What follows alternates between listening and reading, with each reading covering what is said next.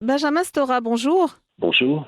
Vous êtes donc historien, bien sûr, et le commissaire général de cette exposition à l'Institut du monde arabe à Paris, qui s'est ouverte hier et qui dure jusqu'au 13 mars prochain. Juifs Mhm. d'Orient, une histoire plurimillénaire. Alors tout d'abord, qu'est-ce que cette exposition raconte ? Eh bien, cette exposition, elle raconte une très longue histoire. Elle raconte ce qu'on a appelé l'histoire des Juifs d'Orient. Orient, c'est au sens très large, bien entendu. C'est-à-dire, ça va du Maroc jusqu'en Syrie, jusqu'en Irak, etc. C'est une histoire très ancienne qui existe même avant l'arrivée du christianisme.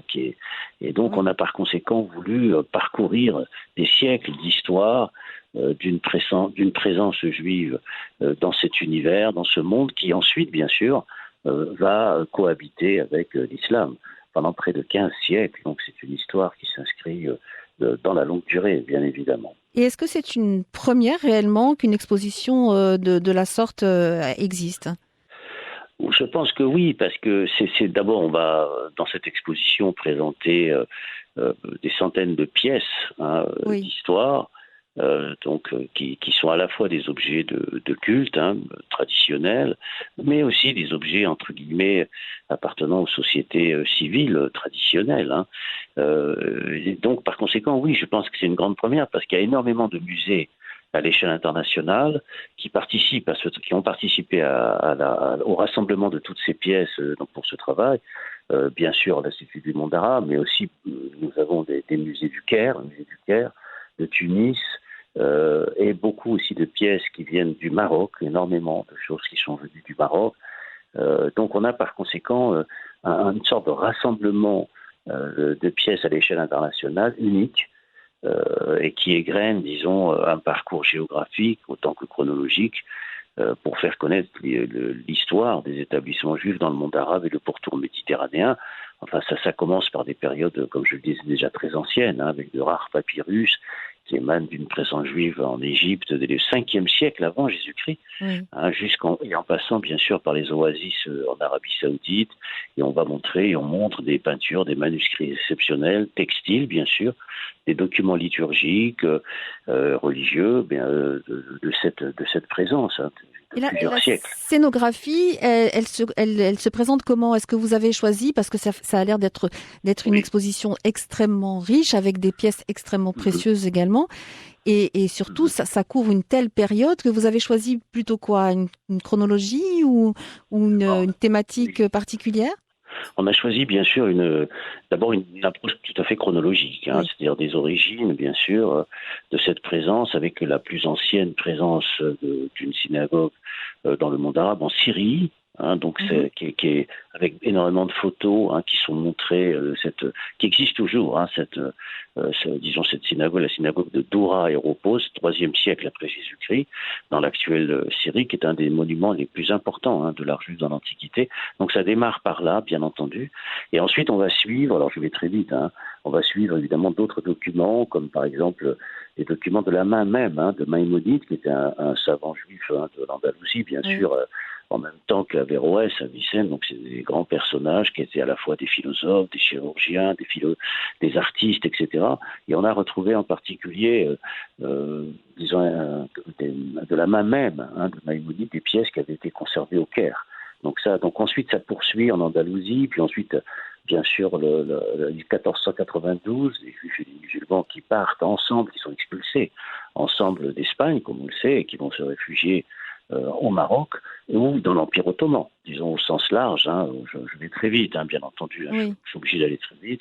Et puis ensuite, il y a bien sûr l'arrivée de la France, du système colonial, et il y aura la séparation notamment d'Algérie des deux communautés par le décret Crémieux. Il y a d'ailleurs un portrait de Crémieux qui est présenté dans cette exposition, qui a été prêté par le Musée d'art et d'histoire du judaïsme de Paris. Et alors après, il y a la vie quotidienne de ces communautés aussi, qui existent, que ce soit avant ou après la présence coloniale française. Et l'exposition n'élude pas le départ des Juifs du monde arabe, bien sûr. Mmh.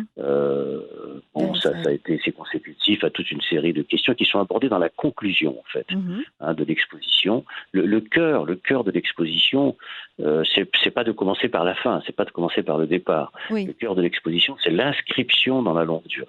Dans la durée très longue, c'est-à-dire des siècles de présence, et ensuite ça se termine sur les conditions de ce départ, bien sûr, avec Le départ vers naturellement Israël.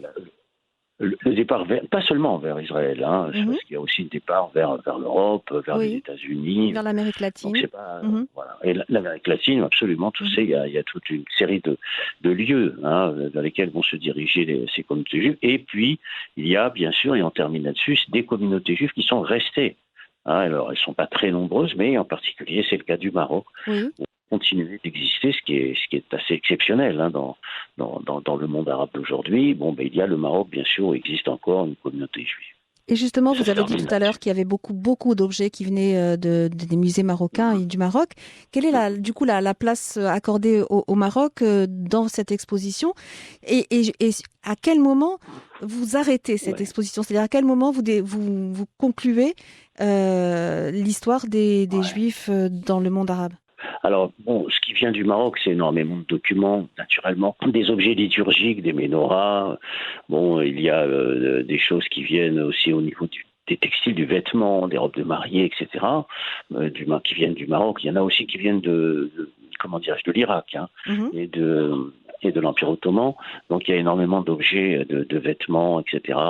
Et puis, l'exposition, pour répondre à votre question, elle s'arrête dans les années, c'est une exposition qui se termine dans les années 60, les années 1960. C'est-à-dire qu'elle ne va pas jusqu'à aujourd'hui, bien sûr. Oui. La conclusion, en fait, c'est le départ. La conclusion de l'exposition, c'est la partie qui est à la fin de l'exposition, tout à fait à la fin, qui est consacrée au départ et qui s'arrête dans les années 60, 70, 60. Ça se termine à ce moment-là. Donc voilà, c'est une exposition unique parce qu'il y a eu la coopération de tous ces musées. Je ne vais pas parler aussi du musée de New York, le British Museum, les arts islamiques du Louvre. Donc il y a une conjonction, un travail en commun de plusieurs musées. Ça a été fait dans des conditions difficiles, Et justement, parce qu'il y c'était avait en le plein Covid. Covid, non, que vous avez commencé à travailler Tout à fait. là-dessus? Tout à fait, on ne s'y attendait pas parce que lorsque Jack Lang a décidé de faire cette exposition suite aux chrétiens d'Orient Oui. et au pèlerinage à la Mecque, donc il a dit pourquoi pas ne pas parler aussi de la troisième religion monothéiste, bien sûr, Mhm. à savoir la religion juive. Donc il avait décidé ça il y a 2 ans et au moment où on a commencé à travailler, il y a eu le Covid, quoi. Et donc ça a été très compliqué pour faire venir les pièces, en Comment est-ce que particulier pour faire vous venir êtes en les tant que objets. commissaire général de cette exposition, comment est-ce que vous avez fait pour choisir justement et pour choisir toutes ces pièces et pour savoir où elles étaient, comment les faire acheminer? Ça a dû être un travail en amont colossal. Oui, c'est un travail très important, mais j'étais pas tout seul. Il y a toute une équipe à Mhm. l'Institut du monde arabe, une équipe très importante de gens qui ont l'habitude de préparer des expositions, donc qui sont au contact de différents musées, en Mhm. particulier marocains. Alors il y a eu tout un voyage qui a été organisé au Maroc, pour aller voir sur place les plus belles pièces à prendre, à demander. Enfin, c'est des prêts, bien Oui, bien entendu, parce sûr. qu'après, les pièces vont revenir dans tous les musées d'origine, ce qui Mhm. fait d'ailleurs par parenthèse que cette exposition est unique, parce qu'il y a un rassemblement de toute une série de pièces qui ensuite vont à nouveau se redisperser. Oui. Et donc l'exposition, elle a ce caractère unique, elle va durer 3 mois, 4 mois, et après toutes les pièces reviennent à Rabat, à Casablanca, à New York, à Londres,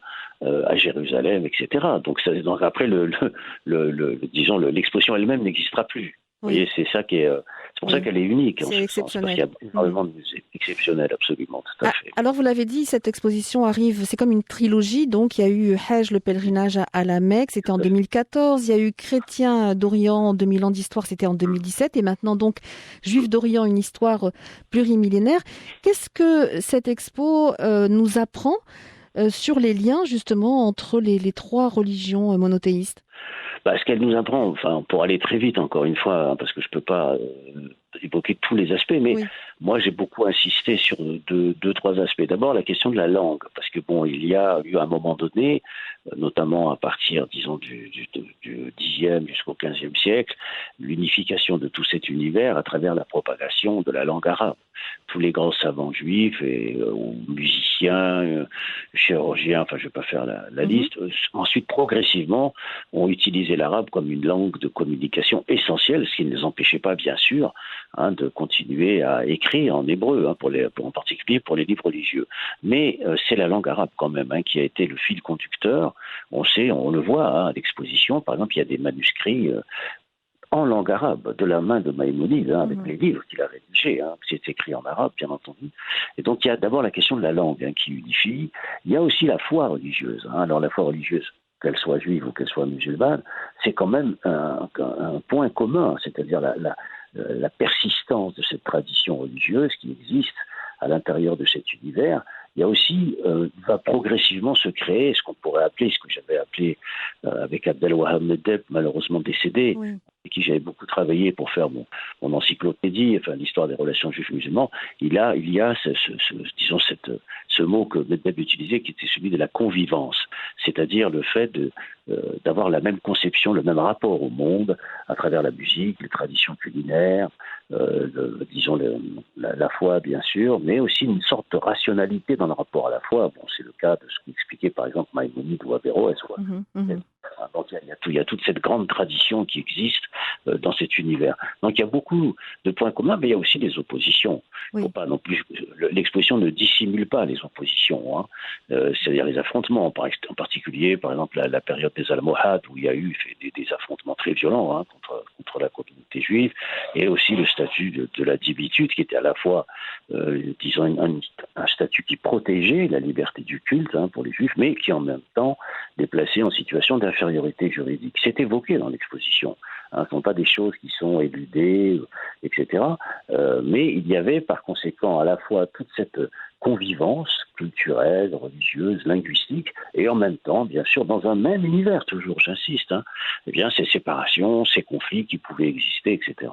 Benjamin Stora, est-ce que c'est une coïncidence ou un hasard si cette exposition se tient justement en ce moment en France, dans le contexte actuel qu'on sait en France en ce moment, de période préélectorale, avec certains intervenants qui attisent un petit peu la haine entre les différentes communautés? Écoutez, cette exposition, elle tombe bien, elle tombe à point nommé, parce qu'en France, il y a effectivement des essayistes, des pamphlétaires qui visent à stigmatiser des communautés particulières, notamment venant d'Orient, tout simplement, visent à les séparer du reste de la nation française, avec des discours de haine, de stigmatisation. Eh bien, cette exposition, elle nous prouve au moins une chose, c'est que toutes ces populations qui viennent d'Orient, elles étaient porteuses d'une grande histoire, d'une grande civilisation qui n'était pas du tout inférieure, entre guillemets, à une civilisation occidentale. Donc c'est aussi, à travers le fait de montrer la grandeur de cette civilisation, c'est faire abattre le mur des préjugés, des fantasmes et de la haine. C'est aussi ça, dans le fond, le but de cette exposition, c'est le rôle joué par la connaissance et le savoir pour faire reculer, bien sûr, la bêtise et le racisme. Vous avez donc vu, étudié, rassemblé toutes ces pièces, tous ces objets. Est-ce que, et ça sera ma dernière question, Benjamin Stora, est-ce que il y a une ou deux œuvres ou pièces qui sont pour vous les plus représentatives de ce que vous venez de décrire, c'est-à-dire ces trois points de convergence entre les trois religions monothéistes, la langue, la foi religieuse et la convivence? Ce qu'il y a, j'en ai parlé, bien sûr, ce sont les livres rédigés en arabe par Maïmonide, qui sont montrés pour la première fois, dont une grande partie ont été, ont circulé entre Le Caire et Jérusalem. Donc ça, c'est quand même un document tout à fait exceptionnel, parce qu'au Caire, ce dépôt rituel a permis la sauvegarde de plus de 300 000 pièces qui ont été écrites, rédigées entre le 9e siècle et le 19e siècle. Ce sont des écrits qui couvrent 900 ans d'histoire, et qui sont toujours d'ailleurs en cours d'étude. Donc voilà, déjà, il y a ces pièces-là, qui sont tout à fait exceptionnelles. Moi, j'ai été très impressionné aussi par les vêtements, en particulier l'évolution des vêtements portés, qui signalent aussi l'inscription dans des sociétés. Ça me paraît tout à fait intéressant, important. En particulier les robes de mariée, ça c'est des choses importantes. Et puis il y a les objets du culte, en particulier ce qu'on appelle les Sefer Torah, c'est-à-dire la Bible, qui est enfermée dans des caissons de bois, mais qui sont très sculptés, et dont beaucoup viennent en particulier aussi du Maroc. Et ça, ce sont des objets qui sont tout à fait extraordinaires, tout à fait importants. Voilà. Juifs d'Orient, une histoire plurimillénaire. C'est une exposition qui a lieu en ce moment à l'Institut du monde arabe à Paris et jusqu'au 13 mars prochain. Merci beaucoup, Benjamin Stora, de nous en avoir parlé aujourd'hui. Merci.